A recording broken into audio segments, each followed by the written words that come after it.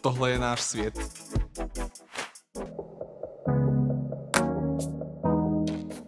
Tak sestava se poskládala tak, že jsme vlastně s klukama už s Aitem a s Kapsenem spolu hráli v Brote. A vzniklo to tak nějak, že prostě chceme hrát spolu i dál, jenže to nebylo umožněno dřív. Tak jsme se skládali nějak po delší době k sobě. Já jsem byl mezi tím v Sampy, ještě v Universe jsem byl. A poskládalo se to prostě nějak samo od sebe, že jsme spolu chtěli hrát, že se známe dlouho, že jsme dobří kamarádi.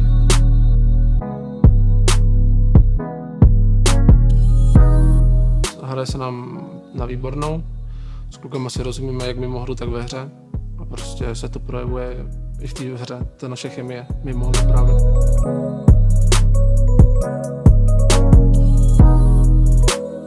Atmosféra je momentálně hodně dobrá, hodně se podporujeme, tréninky probíhají efektivně a myslím si, že se to zlepšujeme. A sedli jsme si jak po lidský, tak herní stránce velmi dobře a hraje se nám fajn.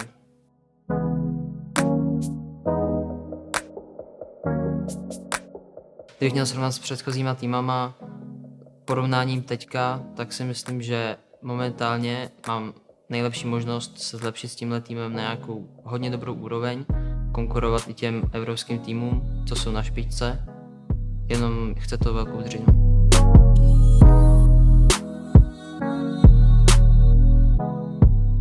Od spolupráce s Entropikem očekávám, že to bude určitě profesionální spolupráce, která nám pomůže se dostat nám jako hráčům do světa a nabídne nám takové podmínky, s kterými prostě budeme moct konkurovat těm nejlepším světovým týmům. A nejen ohledně CSK, ale pomůže nám i celkově se rozvíjet jako nám hráčům v oblasti marketingu, reklamy a všeho dalšího.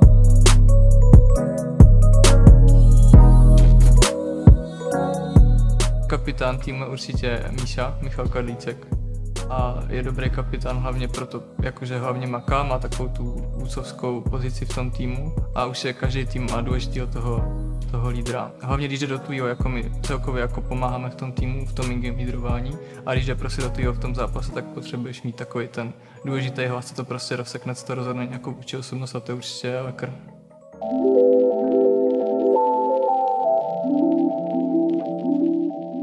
No, tak naše komunikace v týmu je vlastně kvůli Forgimu, našemu koučovi, nějak ovládaná, že nás napomíná, když mluvíme zbytečně moc nebo zbytečné věci, aby jsme měli soustředěnost při zápase.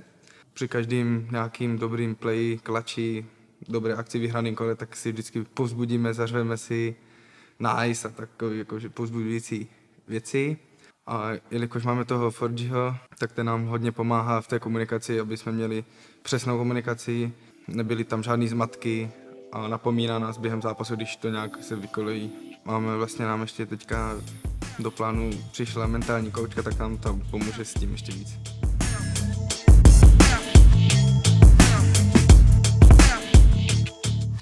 Ve formě se udržuju takže vlastně vždycky před tréninkem a po tréninku hodně trénu deathmatch a do toho ještě koukám nějaký dema, což dělá jako asi každý z našeho týmu. A jakože mimo ještě CSko, tak se snažím cvičit hlavně na záda, protože s tím mají jako hráči problémy a jinak stravu nějak neřeším tím, že mám jako dobrý metabolismus, tak mě to nějak netrápí. A co se týče jako toho týmového udržování, toho jakoby driveu, toho kompetitivního ducha, tak máme teďka takový challenge 30-minutový, kdo jakoby nastřílí nejvíc za těch 30 minut, že máme full focus na deathmatchi, tak to si myslím, že to udržuje a jinak je to, máme vlastně všichni stejný ten cíl něco dosáhnout, takže jakoby každý máme toho správného bojového ducha na to.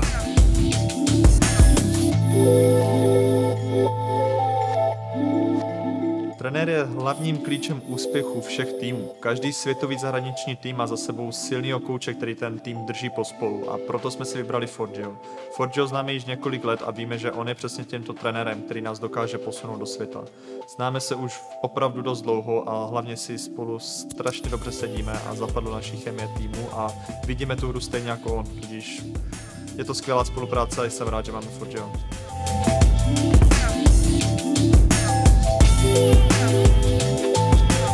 CSku už nehrám, ale venujem sa tomu cez 10 rokov aktívne ako hráč, niečo ako okolo 5 rokov. Už od 2014 do 2015 nehrám.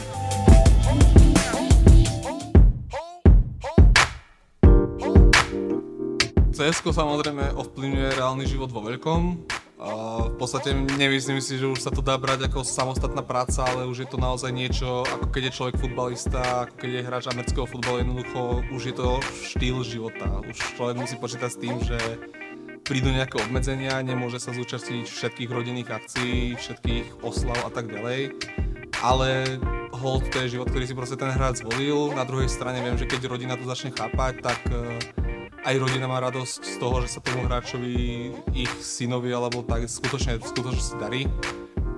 A takže povedal by som, že nie je to akoby ovplyvnenie života nejakým negatívnym štýlom, je to proste iný život, je to fungovanie úplne v iných časoch, úplne v inom režime.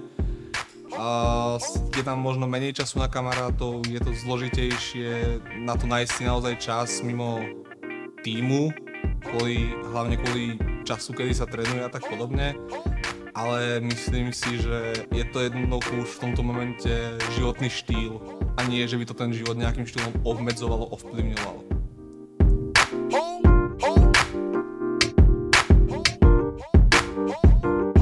Asi největší ironie je, že se bojíme nejvíce sami sebe, protože víme, čeho jsme my schopni, víme, jaký jsme dobrý tým, ale víme taky, jak si to dokážeme pokazit, takže největším strachem jsme my sami a doufáme, že tenhle menší problém eliminujeme a v budoucnu už se nebudeme muset bát nikoho ani z nás.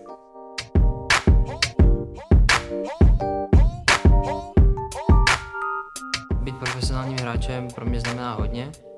Sice ze začátku jsem to bral jako koníček, ale snažil jsem se furt zlepšovat, protože ta atmosféra ve světě u těch turnajů byla fakt veliká a mě to motivovalo se tím profesionálním hráčem stát.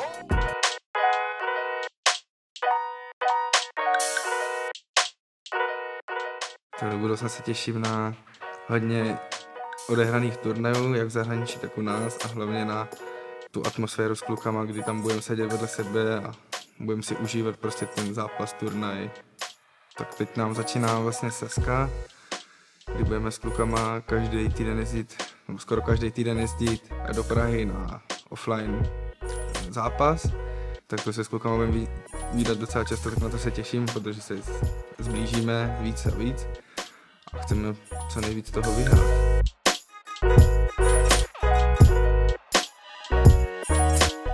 Odkaz na naší scéně bychom chtěli nechat takový, že bychom chtěli být vlastně první tým, co v Česku nikdo nedokázal a dostat se nějak konzistentně do top 30 na HLTV a umísťovat se v evropských turnajích nějak konzistentně ve vyšších příčkách.